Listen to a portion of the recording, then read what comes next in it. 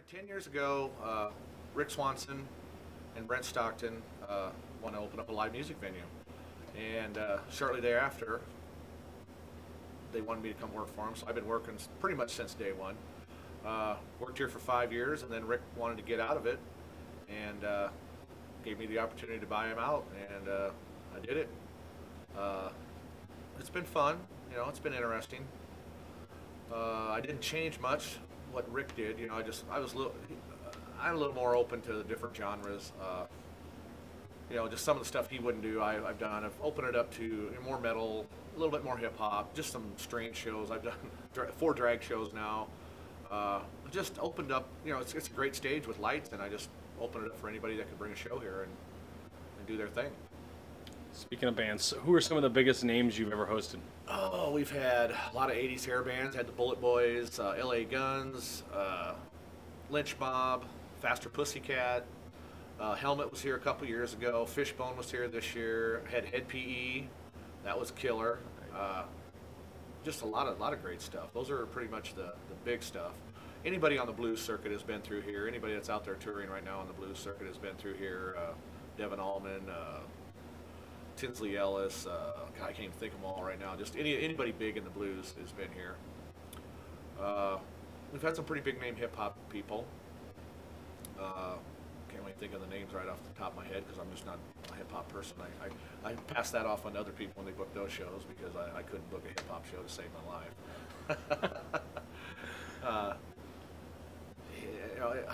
Man, the cool part of this is years ago listening to some of those 80s hair bands, being at a party listening to it, and then never knowing that years later I'd be hosting them at my own bar. That's cool.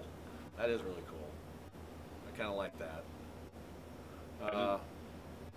It's just been a fun experience watching people that work here as kids grow up here. Now they were just kids and now they're either teenagers or still younger kids. Even customers have gotten married here now. Not married here, actually married here, but gotten married and have kids. I've just seen in the last 10 years, I've seen a lot of neat things with customers and band members, and it's just been a cool experience. Music joints are usually known for partying bands, rowdy nights. Is that true of the Chesterfield a little bit? We get crazy here and party, but rowdiness just, it's a pretty safe, good place to come. We hardly ever have any incidences here, even with all the different genres of music we've done. People just respect the place and they don't start trouble, but we've had our good times. Gypsy Lover, Kelly Quinn, man, Premium Draft, they always, get a little crazy. I mean, we've done some crazy stuff here, stuff that, probably shouldn't be printed, but we've had some fun here. That's all that matters. Let's see here. I want to make sure. Tell me about what makes what makes this fun, kind of coming back to work fun every day. It's just different every day. We have a lot of regulars and a lot of the same bands that we've had over the years, but it's always different. Each weekend's different, and we do mix it up. We don't keep bringing the same bands here week after week after week like some other places. It's always different here on the weekend. Different genre. A lot of times, it's just always different. 4th Street's changed a lot in that time, in 10 years. What do you foresee downtown in this district in 10 years? Well, I hope it kind of comes back. It's kind of left a little bit. It's kind of concentrating on the other end of town right now, but I think that'll all sort itself out. Hopefully it'll come back. It'll be like it was. We got some new construction going on down there on Gordon. A lot of condos and stuff going on down at this end of town. So I think it'll all sort itself out. It'll be just fine, if not better. Do you have a favorite story or two about this place you want to share? Something that really sticks out that you tell people about still. Yeah, well, it'd be back to one of the 80s hair bands, Bullet Boys. It was the first big show I did here, my first touring, nationally touring act. And they came here on it was a Tuesday or a Thursday, usually an off night, and the place was packed. Had Ghost Ship playing. I can't remember who else was playing that night. Thick Mistress, I think, was on the bill. And Mark Torian's the lead singer, only original member. And he come in the afternoon, checked in. Super cool guy. I thought everything was cool. When we come back about 10 o'clock to play, well, the place is packed, and he takes me in the back room, and he goes, "You're packed. We're going to need a bonus before we go on." I looked at him like, "Well, what are you talking about?" He goes, "I'm going to need a bonus. The band's not playing." And I thought, what? So he wanted five. I go, what are we talking about? He goes, I need $500 and we're not going up. And I'm like, I didn't know what to do. I was green, I was new. This was my first big act. Now I would tell him to, whatever, drag him out by his collar. But so anyway, so I came out here, grabbed him the $500. He went up and played, and they're put on a great show. But in the meantime, everybody here at the bar heard about the little extortion thing, and it got kind of ugly. I ended up in the back room arguing with the guy and telling him, look, man, if you at the end of the night, I would have bonused you because I try to do that with bands that do well. And I go, but the way you asked for it is wrong. So me and him are going back and forth, and finally he reaches down his little purse or satchel or whatever the hell he was carrying, and he gave it back to me. And I was so pissed that I said, you know what, to prove to you what kind of guy I am, I'm going to give you half of this back. Because if you would have asked for it at the end of the night or whatever, I would have given this to you. That you deserved it.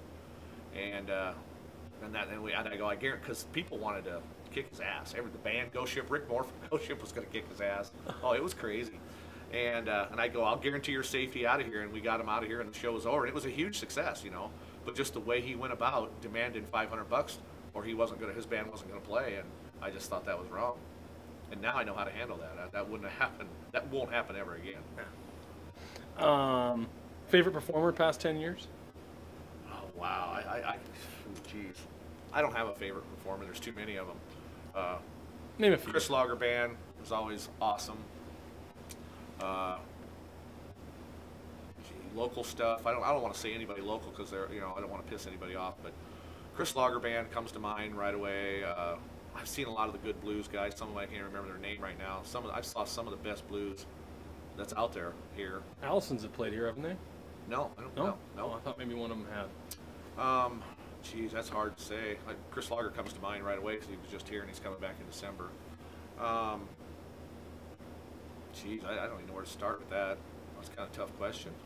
It's all been favoritism, I've seen some good stuff here. We've had the best of the best, That's why we're on the map here.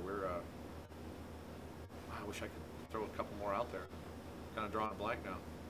A lot of good stuff though. I mean, endless. Oh yeah, Head P was cool. Helmet was cool. Such a great people. That one sticks out. And all the '80s hair bands were good. They're '80s hair bands now. They're playing clubs, which is kind of cool. You get up close, personal with those guys. Lanadas always do a great job. Everybody local, like I said, I ain't gonna single anybody out because there's so many of them. I don't want to say I have a favorite because there's just so many of them. Let's talk about local real quick. That's my last question, actually. Tell me about what local music means for a venue like this, and what the venue like this means for local music. Well, what kind of keeps us going is the original local music. Nobody else gives them a chance to play anywhere. The other bars that have it, they basically want to book cover bands, and people like that. Some people want to hear cover bands. They want to hear songs they recognize on the radio, but there's so much good original music here in town that this is where they come to play, and I welcome them because it's just so good. And where else you gonna? There's nowhere else in town to really see that. A lot of them have done their CD releases here. We do the battle bands here, and that's all local original music. This is just kind of the home for original music here in Sioux City. Like I said, the other bars, they want cover bands. People want to hear cover bands. And it's sad, really. Not that cover bands are bad. Some of the best cover bands I've ever heard have come through here. The AC/DC tribute I bring here. Jukebox Zero, you'll never hear a better cover band than Jukebox Zero. But people want to hear that stuff they hear on the radio. They're comfortable with that. And the original music, even when I bring outside original music to town on an off night, people don't know who they are, they don't show up. But the ones that do show up, it's like, damn, that was awesome, you should have been here, So that's why I try to support as much original music as possible. One last question. I said that last one was my last. It isn't. If you could describe Chesterfield in 3 words, what would it be?